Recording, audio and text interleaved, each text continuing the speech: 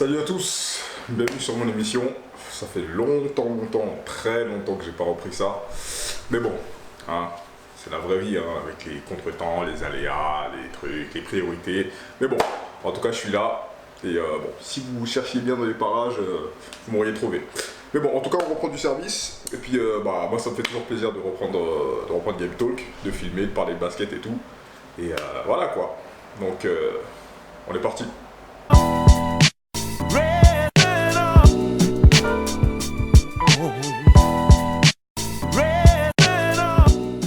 Donc bien évidemment on parle de basket, on parle de joueurs qui nous ont marqués, on parle d'équipes qui nous ont marqués, d'équipes que je supporte, on parle de tout et tout, mais ça serait bien aussi qu'on en sache un peu plus sur moi, parce que bien évidemment moi je suis fan de basket et bon, j'ai eu un petit parcours. En tout cas je vais me présenter en 2 mots et parler un peu de mes influences, parler un peu de mon équipe préférée, donner mon point de vue, enfin bon, je vous en saurai un peu plus sur moi. Et donc voilà, parce que je trouve que c'est important de partager un peu certaines informations personnelles, pas trop non plus, mais quand même, voilà, donner quelques informations à mon niveau, et puis voilà.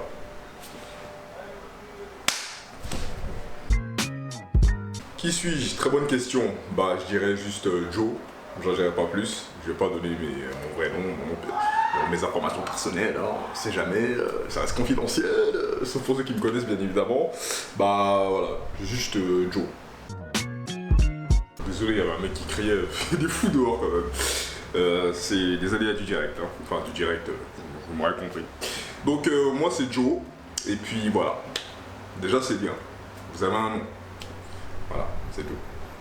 Bon là je pense que le fou là est déjà passé, donc ça va, là c'est un peu mieux.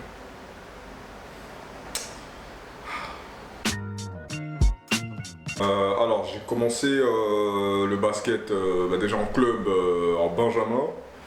J'avais peut-être 11 ans, 12 ans, ouais, un truc comme ça.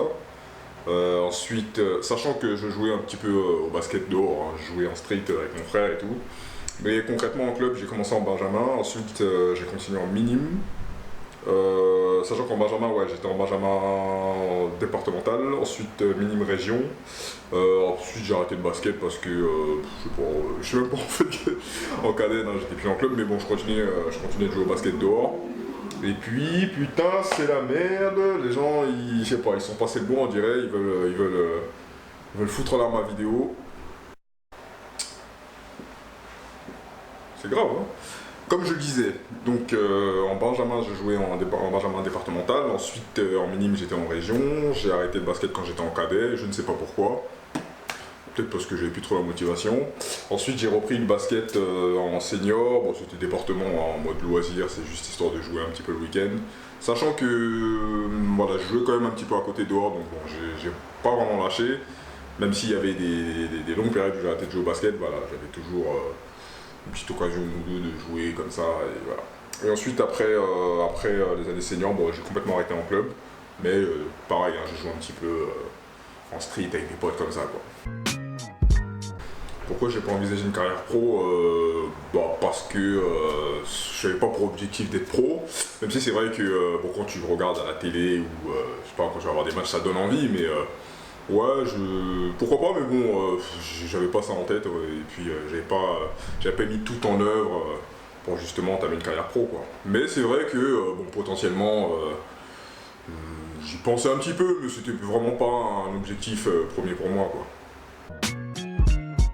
Alors, j'ai pas mal été influencé par des joueurs comme Michael Jordan, comme Kobe Bryant. Pourquoi ces deux? Déjà parce que ils avaient vraiment le killer instinct, comme on dit. Franchement, ils ont élevé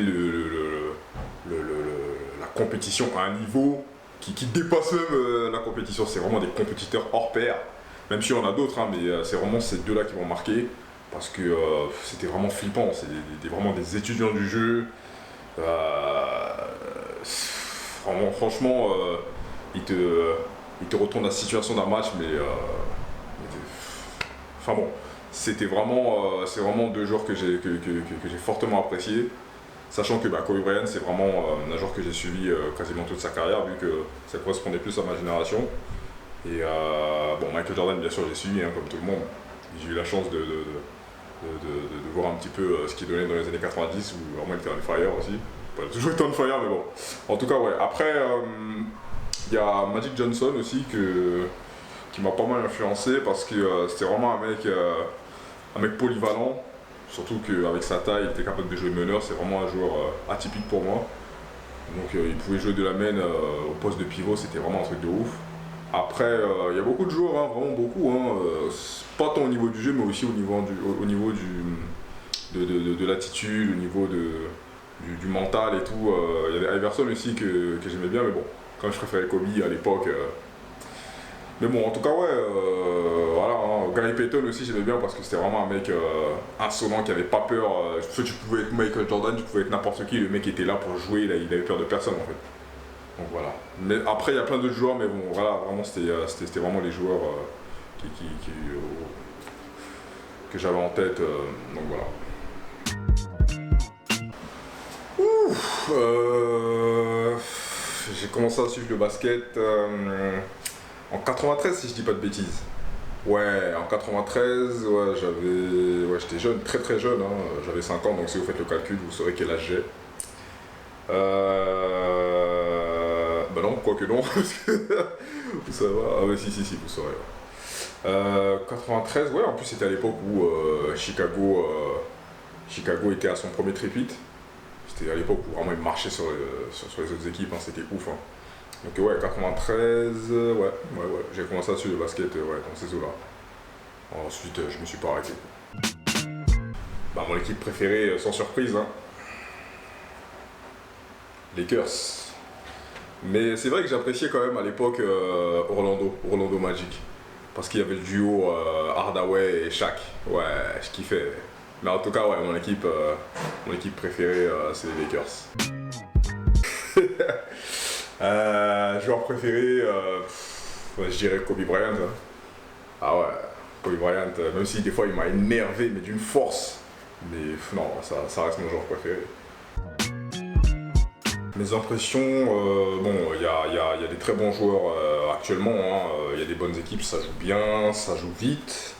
Après, c'est vrai qu'il y a une révolution dans le jeu, enfin une évolution, quoique une révolution aussi, parce que ça peut être positif comme négatif, vu que bah, maintenant les équipes ne jurent que par les shoots à 3 points. C'est comme ça. Hein. Mais personnellement, je préfère le basket old school. Hein. Quand je dis old school, c'est années 90 et années 2000. Hein. Parce que ouais, c'était vraiment ma période adolescente où j'étais vraiment à fond dans le basket. Et il y avait vraiment des joueurs qui m'ont vraiment fait kiffer le basket. Quoi. Surtout dans la période 2000. Mais ouais, parce que bon, maintenant, je sais pas, je trouve que c'est beaucoup plus soft qu'à l'époque. Maintenant, tu vois, des armoires à glace, vas-y, tu les touches à peine, oh, faute, il y a du flopping et tout, machin, c'est... Non, c'est pas que j'aime pas, mais franchement, voilà, je préfère à l'ancienne. À l'ancienne, c'était rugueux, ça jouait, il y avait du contact, c'était vraiment intensif. Il y avait, je trouve qu'il y avait, tu ressentais un réel esprit de compétition à l'époque, parce que vraiment, il y avait des tueurs à gages, mais dans toutes les équipes, ça... Quoique maintenant, oui, mais non, à l'époque, c'était... Ouais, je sais pas, je préfère à l'époque, moi. Ça jouait vraiment dur, c'était ouf, vraiment ouf. Alors, les années 90, je t'en parle même pas. Avec les bad boys de Détroit, tout ça, c'était dingue. Ouais, je préférais. Et puis, il y avait plus de suspense à l'époque, parce que maintenant, on va pas se mentir, si tu vois une équipe, je sais pas, moi, tu vois Golden State contre Phoenix, tu sais très bien qui va gagner, même s'il peut y avoir des surprises, mais bon. Alors qu'à l'époque, tu voyais un Chicago contre, je sais pas moi, Orlando, c'était chaud, hein. Enfin, tu savais plus ou moins, mais bon, ça jouait, quoi. Des fois, t'étais pas sûr de toi au niveau du résultat, mais bon, non, franchement, moi, je préfère le basket à l'ancienne. Même si là, oui, encore une fois, il y a des bonnes choses qui sont actuellement, moi, c'est à l'ancienne. Je dirais Houston ou Milwaukee ou Philadelphie. Mais bon, certains disent Lakers. Ouais, Lakers, mais personnellement, je suis pas encore très convaincu, même si c'est mon équipe préférée, il faut être objectif.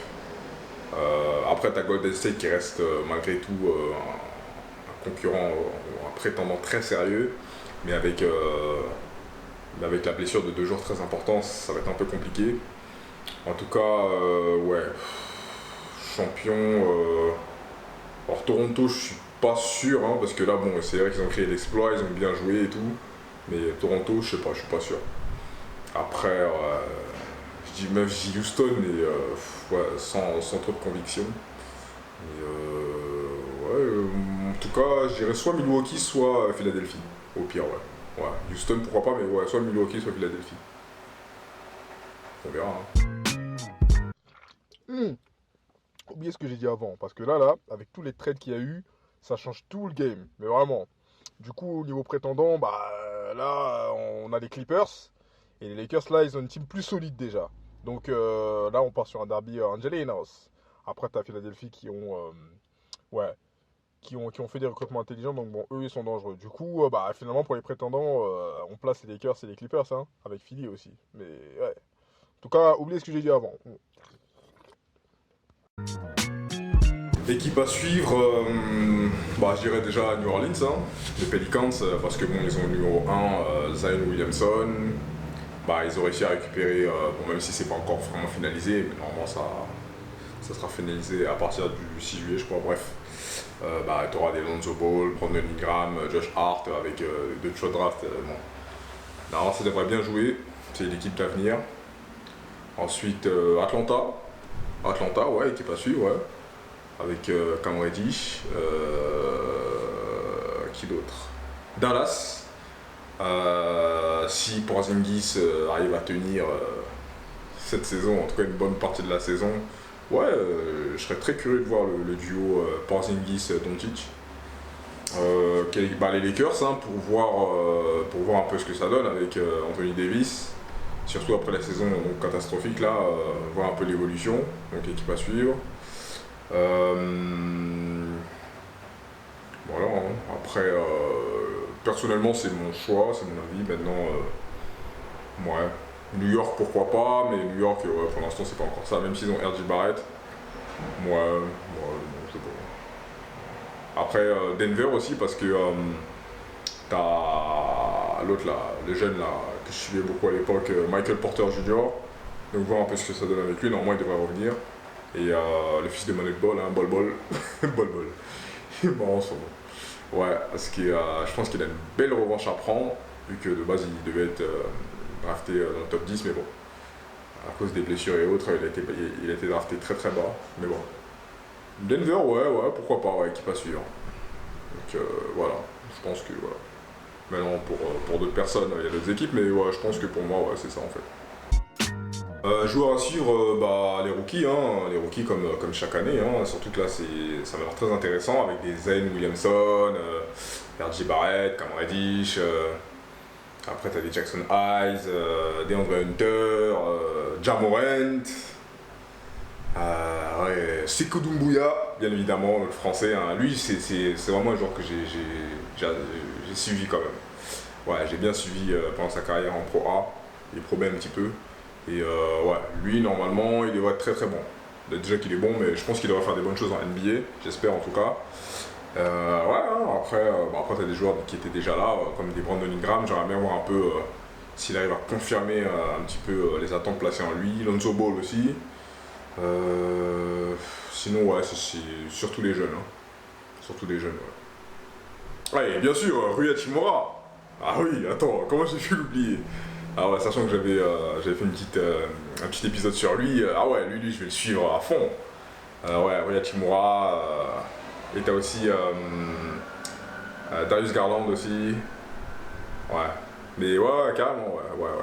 En tout cas, comme j'ai dit, c'est surtout les jeunes. Ouais.